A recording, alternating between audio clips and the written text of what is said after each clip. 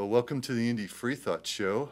Today we have a special guest, Gary Levey, author of the Joad Cycle series of books that you see here, Golden Rule, Profit, Circle of Life, and The Rightness of Things. So it's a quadrilogy, yes, if you will. You have some sci-fi elements in it, political, economic, religious. Have I missed anything? Pretty much everything. It's about life. Okay. It's about life in the future after we've lived through this present. So.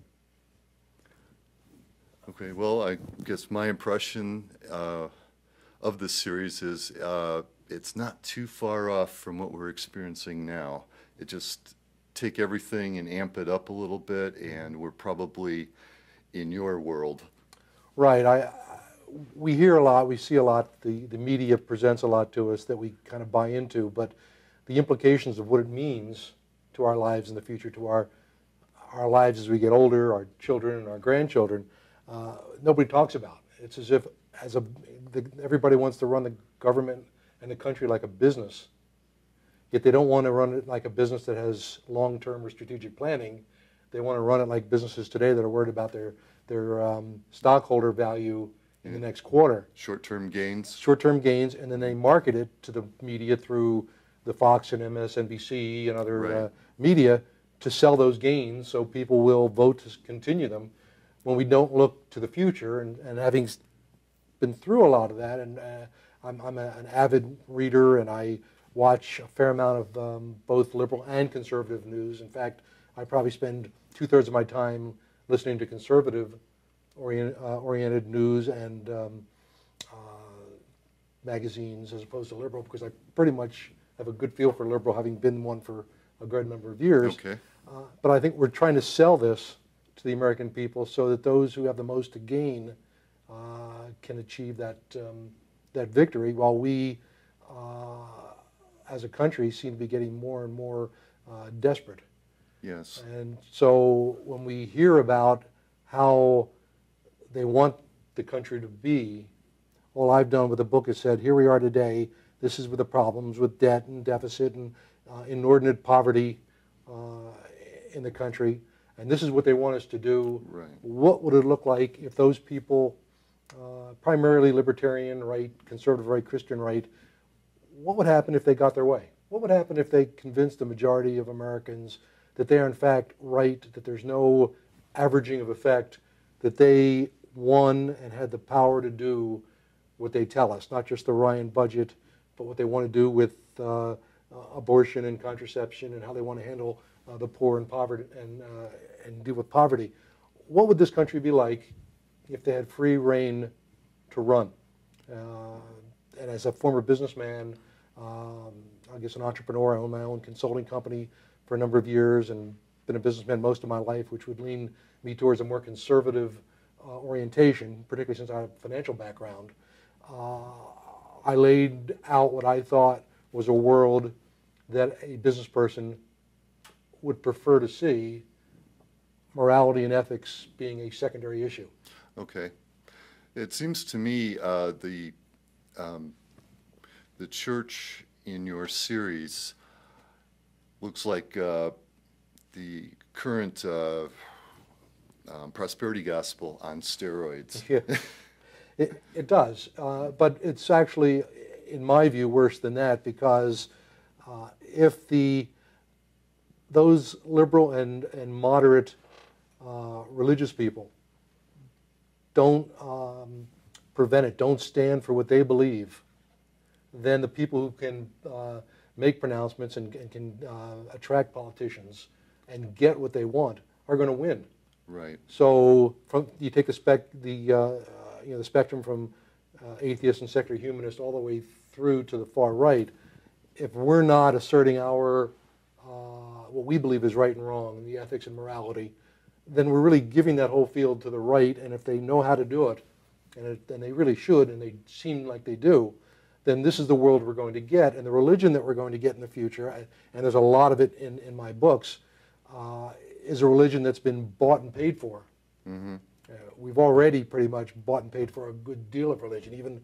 Even those people in the more liberal and the more moderate religions are really, in most cases, given the problems we have in this world, attending for country club purposes as opposed to ethical and moral purposes. And if that's the case, if you don't live your morality, don't live your ethics, and I'm not talking about abortion and contraception, I'm talking mostly things that are harder to affect, and that is poverty in this world. If you can deny Christ's vision of poverty in this world, then all the other issues are just convenience issues that you're using to stir the pot to get your the people you want elected and that you want in power to have power.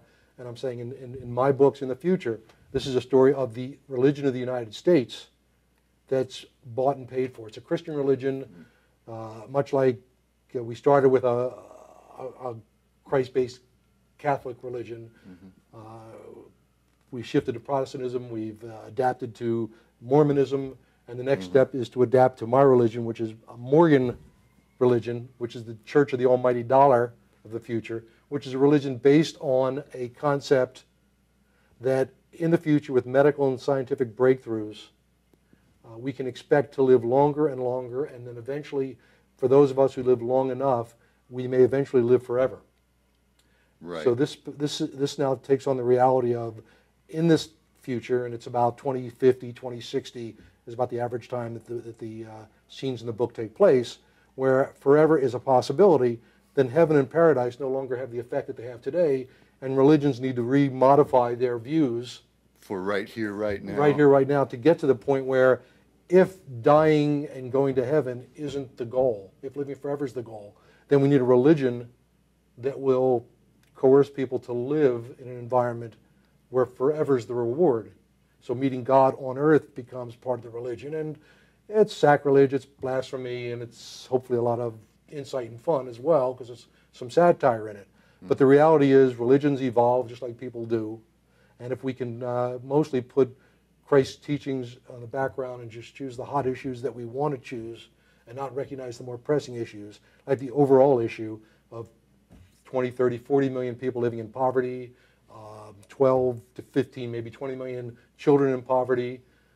The condition that the United States is 34th in the world in infant mortality. Yeah. In a country of this wealth, that if you separated the wealthy and the health care and infant mortality from the wealthy, from the poor in the United States live with as much infant mortality as those in third world countries that have malaria and other diseases and significant AIDS. Disturbing. Yeah. And this is our country, the land of the free and home of the brave, owned by the wealthy.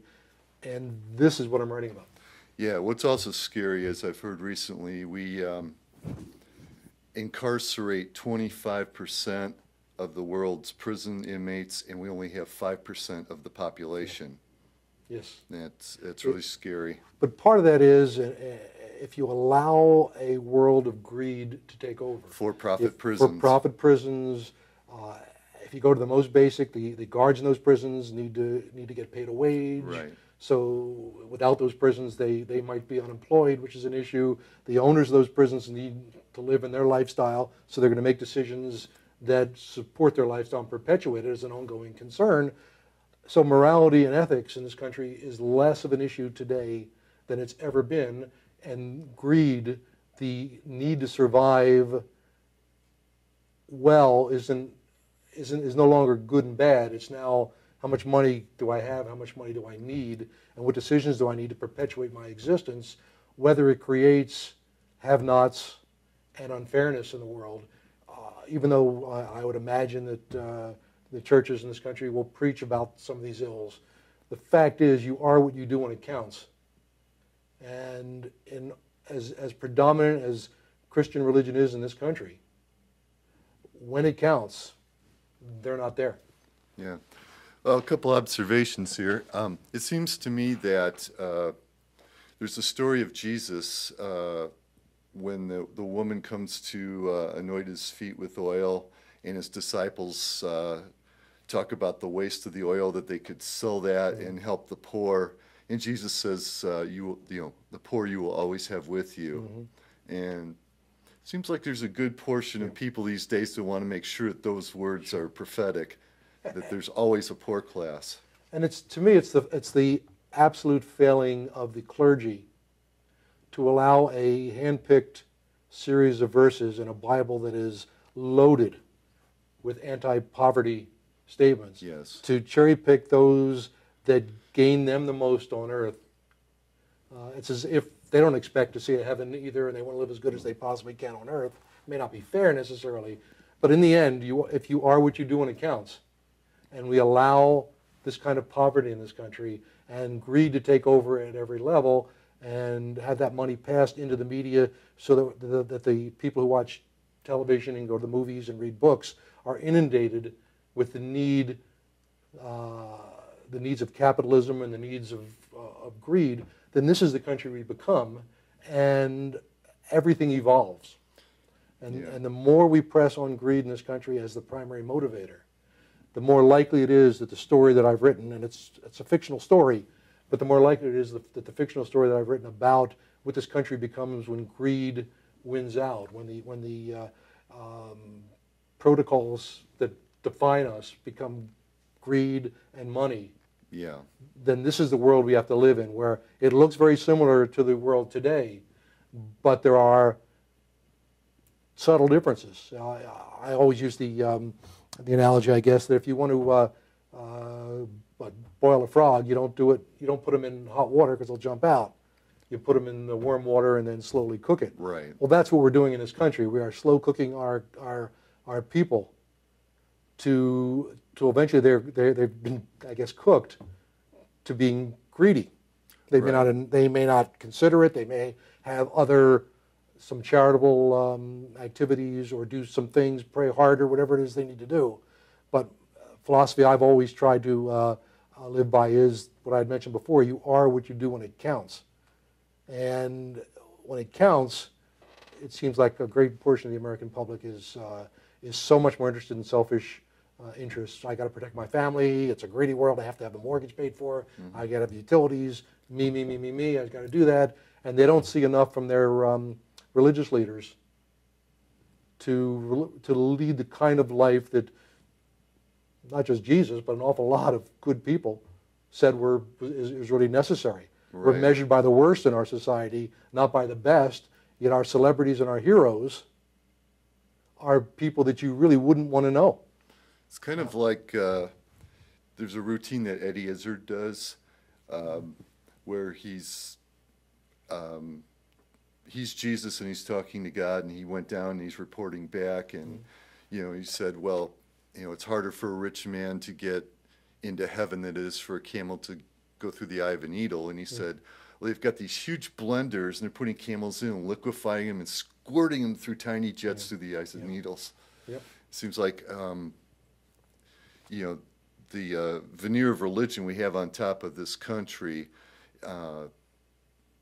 is not very close to what Jesus envisioned. And it's not just to heap all the blame on religion, because certainly non-religious people are every bit as guilty and as greedy. But in a country where the institutions have gone more towards greed, and I say in the book and on my website, Joad Cycle, Joad cycle.com, that the religion of this country really isn't Christianity, because you can at least talk about Christianity, and there are significant groups of non-Christians in the world. The religion of this country is capitalism. It can't be discussed objectively, can't be argued objectively.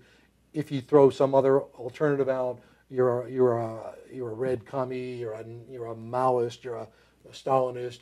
It's just an unreasonable discussion. Seems like anything that's a social good now, everybody benefits. Oh, that's socialism. Yeah. It's like a dog eat dog, every man for himself type of capitalism that we are either in or headed down that road. And we bought that issue. Most people, when they talk about it, they talk in those terms.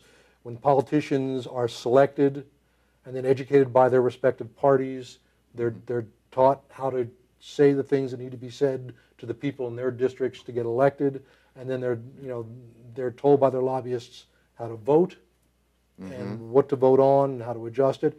And one of the issues that I think is critical in this election and others is that basically for a great portion of this country, we're living with an environment we wouldn't have accepted at our start. We're living with a taxation without representation mode because our representatives aren't representing us. Right. And even though we're paying taxes, they seem to be representing other than us, and other than, if they declare themselves to be good Christians, other than good Christian ethic.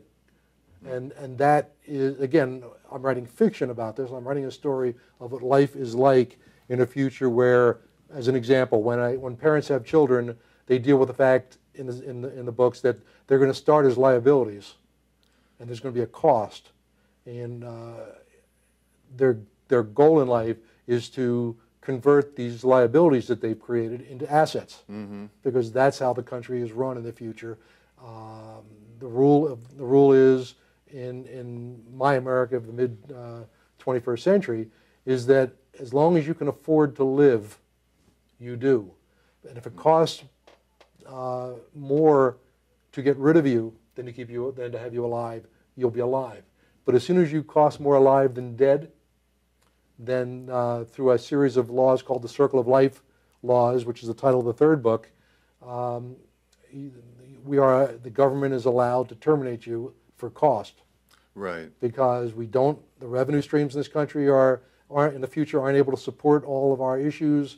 If we can't pay for welfare and entitlements for the poor, it's a general truth, I think, that a country never wants a significant mass of people in their country who have nothing left to lose.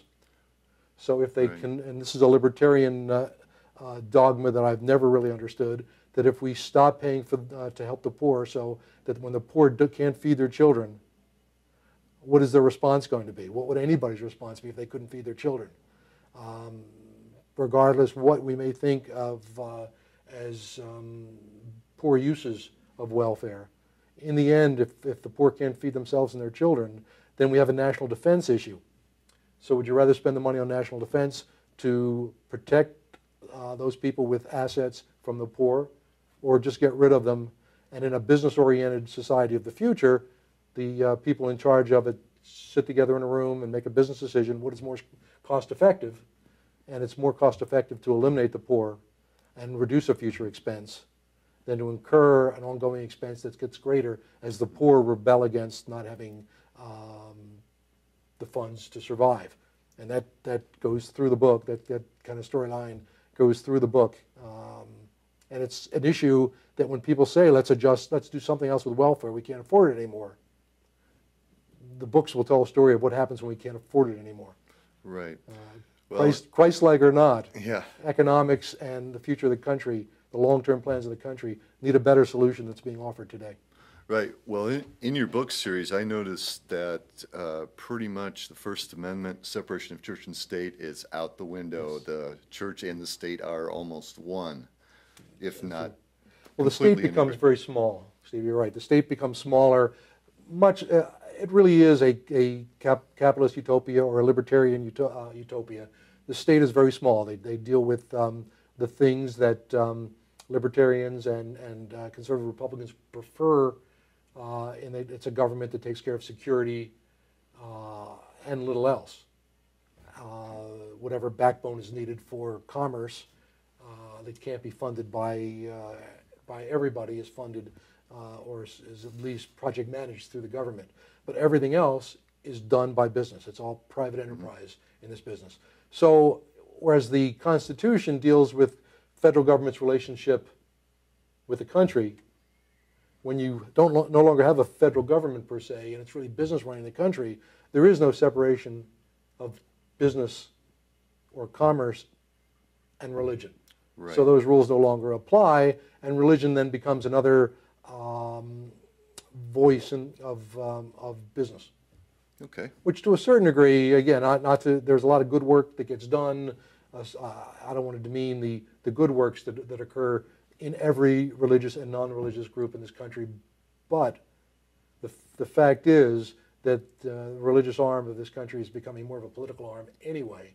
Yeah.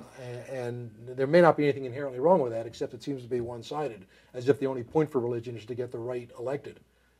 and somehow the left and the non-religious are less outspoken about their causes and their solution. And if the right wins, this is the world we look at, the world of the Joad cycle. Okay, just kind of a overview. Your main character in there is multiracial or biracial, black man with blue eyes. There you go. And that's actually it's one of my hopes in the book that 50 years from now it's somewhat irrelevant. I certainly downplay it quite a bit. Actually not even discovered until the second book, Right. or identified till the second book, because it's not that important. But he's a typical citizen, kind of like today, going through the extruder of 30 years of greed and capitalism, unbridled greed and capitalism, in that he doesn't think he has any possibility of changing anything, doesn't want to change anything. He's pretty much happy playing computer games and having sex with his virtual reality avatar. It's a good life for a 14, 15-year-old kid. Right. While he's doing that, he gets advertised to by whatever products can attract a kid that's making love to a computer and a computer screen. The product placement's critical, as you would imagine. But he really doesn't see the wrong in his society until his great-grandfather, who was alive today, has been underground for a long time, seeks him out and tries to explain to him what's wrong with his world, tries to put some perspective on it. He's been, like much of our society, he's been slow cooked to believe the world he lives in is fine. He knows how to deal with the economics of the world, survival, and he enjoys it as a kid would. Whatever world you present for a teenager, they would enjoy, and they would consider it to be the best world there is. But the old man begins the child's name is, or the teenager's name is Gil Rose, begins Gil Rose's journey towards exposure to what a better world should be, what a more humanistic world would be, what a world without dogma and greed could be like. Not necessarily socialistic, but also not excluding that. And not anti-capitalist, because frankly I was probably as much of a capitalist as many, and there are certainly things about capitalism that are important and valid and worth continuing. But if our founding fathers were so critical, saw the need so critical to have checks and balance in their system, then if capitalism is going to live and survive and prosper in this country in the future, then this country needs to put checks and balances on capitalism, not the other way around. Yeah, I think that a system with, some socialistic tendencies, let's at least take care of the basic needs of people, and a healthy business environment with a properly and well-regulated capitalism where there's no unfair advantages. It just keep it level, keep people, keep companies from hurting people in the process of manufacturing or with faulty products. Keep the air and water, soil clean, and not rip people off. I think if we had just the bare amount of regulations to handle that, I think that's where we really ought to be. And I mostly agree with that. I think that when people condemn welfare for being inadequate and for entitlements for being unfair or unnecessary or inefficient, what they're forgetting is that the reason why we need those things is because we're allowing capitalism to act as it acts. It generates winners and it generates losers. It's always been that way. Everybody recognizes that. And we can correct the problems of this country if we simply recognize look, in business we can have winners and losers, but we don't want people who are losers. Right. I mean, at some point, whether if you want a free race to the top, that's great. If you want billionaires, that's great. But we have to, in our method of making decisions and our value system, we have to be willing to say that nobody will live without and nobody will starve. And if you think they're taking advantage of the system, well, so be it. Not everybody was born into this system with the capitalist gene and they shouldn't be, as they will be in the future, executed because they lack it. It maybe they're lazy, and maybe there are other things, or maybe that their contribution to this society is more at a moral and ethical level Or that we don't put artistic. any value on, that don't generate any economic value, and because we're so actively concerned about GDP and real worth, we don't consider true worth, and that is a deficiency of our clergy and our religious community today. We have to be able to give everybody true worth, not economic worth, and it's not going to be done by business people. I wouldn't expect CEOs and boards to do anything unless they saw a revenue stream coming from it. They have a fiduciary responsibility to their ownership, and they have to deliver that. So it's not their responsibility as we've written the laws today. But we could put clergy on boards, we could put humanists on boards, we can do things to make sure that in communities where the rich live or where businesses operate, that there are no poor and everybody has an opportunity for a good education. And that means we can bubble more people to the top who have more potential. Right. I mean, one of the issues that as I went through and researched the book, it became obvious to me, there's a rationale for everything. You could make the rationale that even if the right is against abortions, putting young women at risk by having children too early when they're not capable of doing that really limits their long-term potential. And if they didn't have that child, and let's just put aside the life and death of it, if they didn't have that child, they might have a better career, they might need less government support, diminishing the size of government, they may provide more payroll taxes and income taxes to the government, which would allow our debt to decrease and allow us to have more. It's a Republican issue. That abortion is a Republican issue as much as it's a Democratic issue. There is a validity. The life and death piece of it needs to be addressed, but I don't think anybody's in favor of actual abortion. We want to minimize it to the lowest possible level, right or left. But if people didn't have contraception or abortion available to them, then you could assume welfare and government size and taxes will all increase. And if Republicans and conservative right and conservative religious people want smaller government and less welfare and less people in poverty, then there's a role for abortion and there's a role for contraception in making that happen. It's an awkward issue for a lot of people, but if we're truly adults and responsible adults in our society, it's a discussion we need to have at a valid level, not be argued away by the media so that we start having these knee-jerk reactions to what's right and what's wrong. Right, because what's happened is, I mean, they're not being realistic. I mean, I understand they're wanting to reduce abortion, but you can't do that without access to contraception, comprehensive sex education. You know, we have to have some compromise there because people are going to have sex. You know, people underage, those not equipped to raise a child, are going to have sex. And the abstinence-only programs have failed miserably. So there has to be, you know, if you want to reduce abortion, like you said, sex education, contraception has to be available.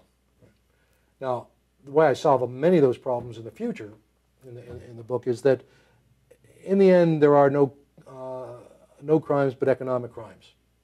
So if whatever crime, from murder, which there are in the books, to other crimes, the issue simply is, what is the economic cost of committing that act, and if you're able to compensate for the deficiency, then you move on. If you can't, then you're eliminated. Okay, well, so you have to have the money to commit the crime. All right. So in your world of your books, what compensation would be required if you murdered somebody? Well, in one of the third book, I'm sorry, one of the characters actually is defending a woman from a rape and murders somebody, and none of her friends will help because they understand the economic conditions, and they're not ready to help prevent the rape because they understand there's a potential economic implication for them getting involved. Right. Okay. The character in the book, who has a more moral view, or developing a more moral view, comes to the aid of the girl, and in so doing, he kills some people. He goes to jail until they can determine the economics of what happens to the society when that person he killed is no longer available. Okay. So And it's he has to that, pay a that the fine. person's contribution To- economically to the That's right. society is weighed Right, against that's right. the death, and then they figure out what the penalty will be to the person who killed. Right, and again, like all justice is at least fair, I guess. Mm-hmm. If he had done nothing, then the man who raped the girl would have had an economic issue to deal with over the rape. The powers that be in the town that the city they were located in would have found a cost justification for that rape, because that's how all issues are decided in the future, based on economics. It's simpler, it's easier. You don't get moral issues and ethical issues involved. It's all about money. Right. Are we going in that direction? Yeah, I think so. Will we get there? I hope not. But when you look at who's in jail today, they have studies that say in the same neighborhoods for the same crimes, blacks will go to jail and whites will not. Right. So that's not just because people are colorblind. It's because whites have a better opportunity to generally find a defense or pay for a defense that gets them off. I'm sure racism has some role in that, obviously. Obviously. But money talks in the society, and it sets the morality and the ethics of our society at some significant levels. And as it gets worse, you take a photograph, a still photograph of anything, and you claim it changes. I'm looking at the dynamics of what happens if we continue the direction we're going. There are always unintended consequences and counter-cyclical activities, but in the long term, as money rules, money is going to want to rule more and more securely, and it's going to rule our personal lives. I've got on my website, I've got some short stories. As an example, what happens if you get laid off from work and you have no other opportunities? Well, if you're a proactive society who doesn't want poverty on the streets, then you anticipate layoffs by securing the death of the people you're laying off if you don't think they're going to find another job, or if there are no jobs available. Because it's 2 days of having to deal with someone on the streets. You got to be proactive. That's what businesses would do. So I'm trying to take a perverse, business, greedy, capitalistic view of a future world, because I probably could have written nonfiction, and heck, a lot of people are writing nonfiction today on both sides of every argument. So it's really hard. You have to pick and choose, and to find people mostly discover an argument they like and they stay with it. I find it's very hard. Most of the people that I know don't read a whole lot about what the other side of the argument is supporting. And my makeup allows me, I spend a great deal of my time reading about things that I really don't naturally come by. I read a 1,000-page conservative history of the United States because I wanted to get their perspective of what they thought was different. I read a lot of conservative theology and conservative economics. I'm just going through reading some of those books. By the same token, I just finished Saul Alinsky's Rules for Radicals to get an idea what everybody's talking about. I'm trying to get a feel for where reality is, as opposed to where the marketing people from both sides are trying to put us in our opinions. But what I wanted to do was write a heartfelt story, and in fact, it's also what I call a postmodern love story, because if we're going to change from a more greedy society that's getting greedier to a better society, kindness, caring, and love have to play a role in it.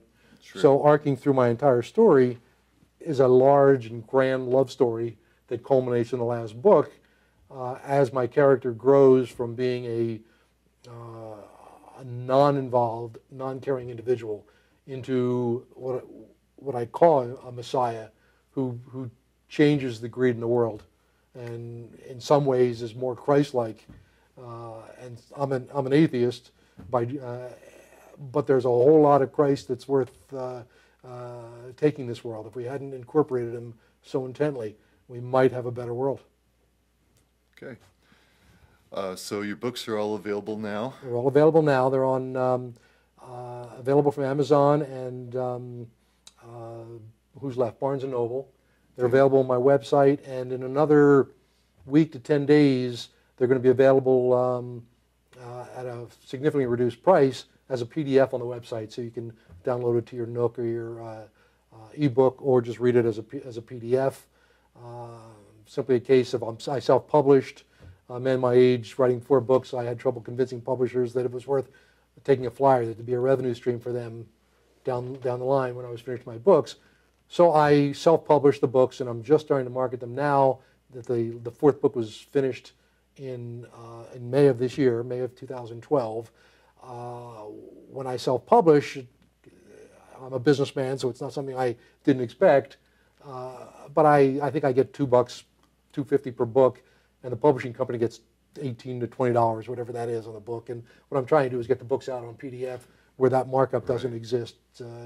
I'm not against good, profits as they need to go, but greed does turn me a little bit.